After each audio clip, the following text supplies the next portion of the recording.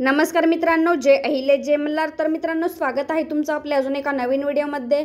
तर मित्रांनो, एकीकडे येणाऱ्या विधानसभा निवडणुकीची तयारी सुरू आहे, तर दुसरीकडे आरक्षणाच्या मुद्द्यावरून राजकीय वातावरण खूपच तापलेलं आहे। मराठा आंदोलक आणि ओबीसी आंदोलक आक्रमकपणे भूमिका मांडताना दिसत असून आमदार पाडण्याचे इशारे दिले जात आहेत। यातच ओबीसीचे आरक्षण संपवणाऱ्यांना तुम्ही विधानसभा निवडणुकीत निवडून देणार का, असा सवाल लक्ष्मण हाके यांनी केला आहे। ओबीसी आरक्षणाला धक्का लागता कामा नये, तसेच कुणबी प्रमाणपत्र रद्द करण्यात यावी, अशी मागणी लक्ष्मण हाके यांनी केली आहे।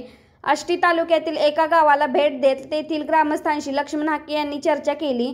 यावेळेस वेळ पडल्यास प्रसंगी आझाद मैदानावर दाखल होऊ, असा इशाराही लक्ष्मण हाके यांनी दिला आहे।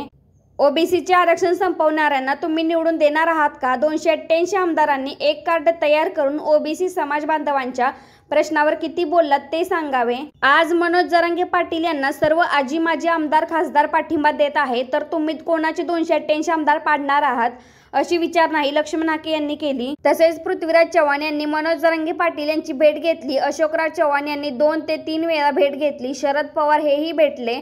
आत्ताचे विद्यमान मुख्यमंत्री एकनाथ शिंदे रेड कार्पेटच टाकतात, पण या चारही मुख्यमंत्र्यांनी राज्यात सामाजिक दृष्ट्या मागास 12 बलुतेदार राहतात, यांचे थोडे सुद्धा सोयरे सुतक नसावे। हे मंत्री ओबीसीच्या आरक्षणावर बोलायला तयार नाहीत।